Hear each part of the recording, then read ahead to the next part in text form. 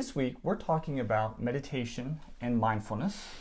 And on today's podcast, we're going to talk about a bit of a backlash that has come up against meditation, and just some warnings against, buying into this backlash, Right. Because, there's always a backlash that tends to happen. Anytime there's a movement for anything, there's a backlash that tends to happen that comes out of nowhere, or is from some isolated incident or circumstance, and then it's attempted to be generalized to everything else. And so we're going to talk about that today. Right, because this is the inevitable backlash. It happens with trends in food. Right. This diet and that diet, and then there's a backlash against it. So we see it in all areas. Some people think it's bad that we have, this is the latest fad. Okay, meditation is not a fad. Right. In the first place, as we said earlier in the week, the first records of meditation go back to 1400 BCE. Right. I mean, it's like 4,000 or 5,000 years ago. So meditation didn't just crop up in the 60s or 70s and didn't suddenly appear with the hippies or that sort of thing. We discovered it in the 20th century. Our country discovered meditation in the 20th century. It existed long before the 20th century. And at issue here is that there are some studies now coming out saying that perhaps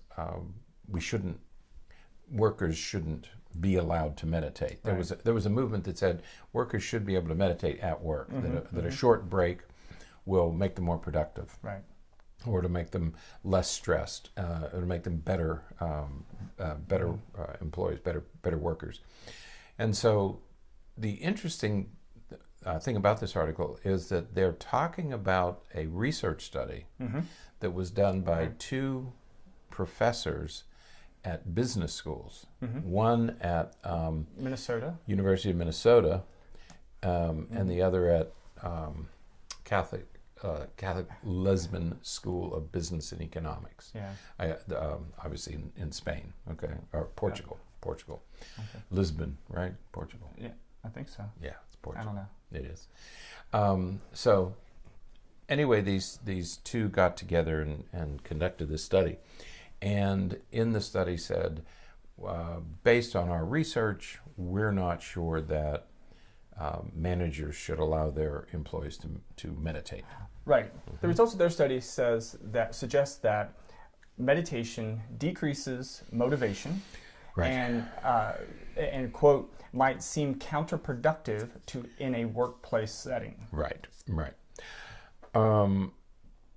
And they talk about motivation in this article. They discuss motivation. And so what these authors in the article that we've posted this morning, the first point they make is that meditation is not new and it has plenty of research support over time. Okay, and they go on to say, they go on to take apart 3 points of the study that these two professors did. The first one is that meditation somehow meditation somehow implies that we should accept things as they are.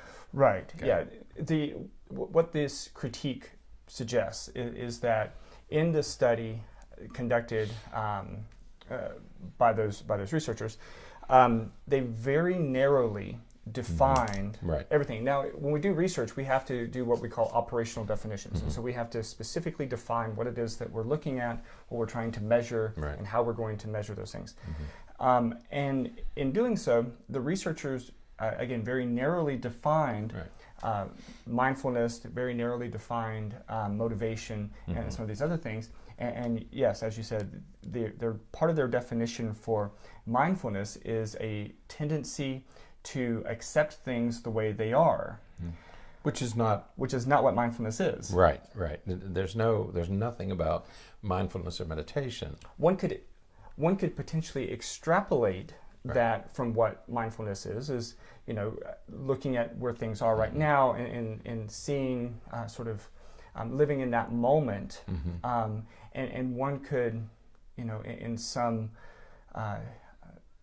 attempt, I guess, right. could extrapolate from that. Okay, well, so if you're living in making sure that you are fully aware of what's happening right now, you're accepting things the way that they are at that moment. Right.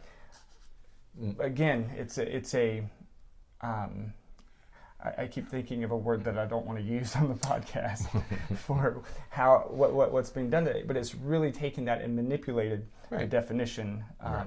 Yeah, to be in the present doesn't mean you just accept everything. Right. Okay, that's not what it means at all. And there's so much more to meditation than simply accepting things. It's accepting things without being emotional. Right. It's accepting things without being irrational. Okay, but it doesn't mean you accept things as they are. Mm-hmm. The second point that they raise is that motivation, that if you meditate to increase motivation, which is what they do, what they teach in business classes, mm-hmm. You want to increase motivation in your employees, reduce stress, increase motivation. That motivation is somehow tied to discontent. Right. That you're discontented, and so therefore you're motivated, which is not accurate either from an evolutionary psychology standpoint. Motivation is a function of deprivation, not discontent. Right. But also motivation, you can be motivated for positive reasons, right? Not discontent. Right. Okay. And so to define motivation as something that's only related to discontent, right, is to define it too narrowly. Right. Interestingly, I just completed, and you maybe also just completed this chapter or are just about to do this chapter, right, in our the class that we're teaching, right, on motivation. And one of the primary forms of motivation is the motivation to achieve. Right. That's not discontent. That's motivation to be successful. Motivation, right, to mm-hmm. continue to progress. And so, motivation is one. There's a needs-based, right, form of We've talked motivation about that is on our podcast. Yeah. That if you're discontented, if you're unhappy, if you're miserable, right, that might motivate you. So it might motivate you to action. Right. Sometimes motivation is a product of deprivation. Right. That's right. And so there's some discontent that, mm-hmm. but that's only one type. There's multiple types. Right. And the third critique of the article is that the training session, not the training session, the meditation session, mm-hmm. for each of their mm-hmm.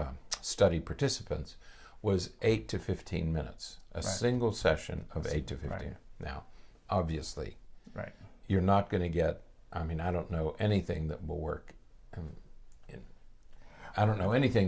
in 8 to 15 minutes. Right. A single session of 8 to 15 minutes. Right. It would be very, very difficult. I could think of some, but the Geneva Convention prohibits us from using them. Right. So. Right. But the point is that if you're taking individuals who have never used meditation, right, or mm-hmm. do not regularly use meditation, mm-hmm. and then you're saying, here, watch this 8 to 15 minute video, right, or mindfulness meditation that is playing on your computer. Mm-hmm. And then you're using that as a basis for your conclusions. Right. There's a lot of problems with that. That's right. And so what the authors of the article we posted say that there's three shortcomings in this study, partly mm-hmm. definitional and partly procedural. Mm-hmm. Okay. Then they go on to talk about what the thousands of research articles that have been written, what they say about this. And before we get into those three advantages, the authors of this study are Richard Davidson and Daniel Goleman. The authors of the article that we're posting was by Richard Davidson and Arianna Huffington. Right, but if you go to the bottom, mm-hmm. it's a study that was written by Davidson, Huffington, and throughout the article they quote Goleman and Davidson. Mm-hmm. Richard Davidson is at the University of Wisconsin. He's probably one of the leading brain researchers in the world right now. And he's been around for 40 years. Right. Okay? He's done some of the groundbreaking research in depression and mm-hmm. brain function. Mm-hmm. So these are guys, and Daniel Goleman wrote about emotional intelligence. Mm-hmm. Okay, wrote the book on emotional intelligence. So these are two professionals who really know what they're doing. Right. We're standing on the shoulders of giants here. And so that's issue number one, is that the critique was written by people who really know their way around this. And what Davidson and Goleman did in their book on this topic is they reviewed 6,000 studies. Right. They wrote a book entitled Altered Traits. Right. Covers this. Which is altered traits is really important. Right. I mean, that's the crux of this thing, because what they say is that if you meditate, if you learn to meditate well, and you do it for at least 8 weeks, you will get enduring trait-like changes that somehow, and we're not sure how because we haven't been able to articulate that repeated meditation will create trait-like changes, obviously, in the brain. And so that's the first benefit of meditation, is that it will create, you and I were talking earlier this morning about medication changing the brain. Right. Not the only way to change it. Right, absolutely. Okay? Here's another way you can change the brain without medication. Absolutely. So that's number one, you get enduring traits. And that was a bit of a surprise. We knew you would get short-term relief of stress. This more enduring changes in the brain were, I think, unanticipated. Right, right. Because remember, the difference between state and trait. State is at any particular moment, you know, what your characteristics are, how you're experiencing your world at that particular moment. Right. Traits are your tendencies to how you're, what is your tendency to experience the world. Right. And so if you have state isolated times when you become very agitated or angry, if you have trait anger, you are that person who, you know, is just sort of, there's always anger just underneath the surface that's ready to come out at any time. Right. So, and if you want to change that, if you're dissatisfied with that, if you've had a tendency to release that anger more quickly than you like, or that's good for you, this is a technique you can use. Yes, you can take medication. Right. It's one way to do it. Here's another technique, a non-pharmaceutical technique that you can use that appears to change the brain over long periods of time. Right. Yeah. So it creates those trait changes. We know that it significantly increases your ability to focus, to relieve stress, to decrease anxiety, to improve your mood.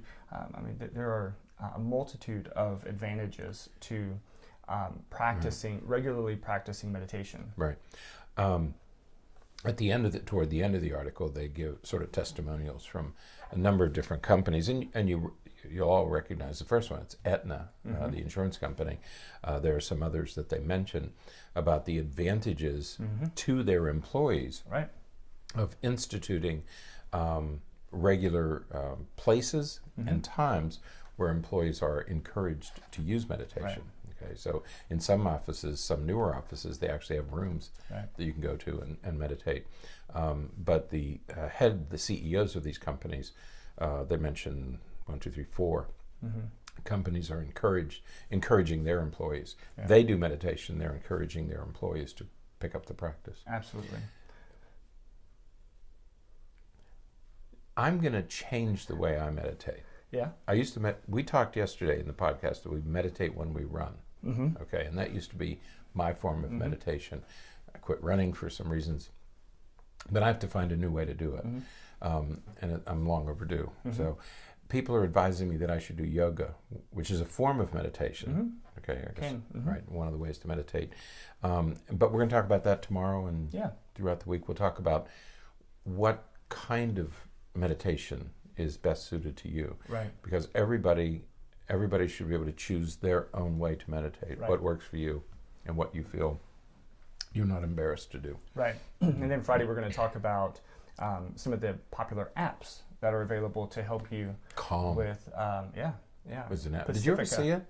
Have you done those? And Pacifica, I like a couple of those. So we're going to talk about those on Friday. You've actually used them? Maybe? Should I guess? You know me and apps. All right. That's it for today. Until next time. I cut myself shaving this morning. Did you notice that? I did notice that. If I had been a straight razor, I probably would have killed myself. Because I don't have any potatoes. When I saw it, I was thinking, why would you have your razor up there? But I guess, a lot of people have to shave more of their face than I have to. I was in a hurry this morning.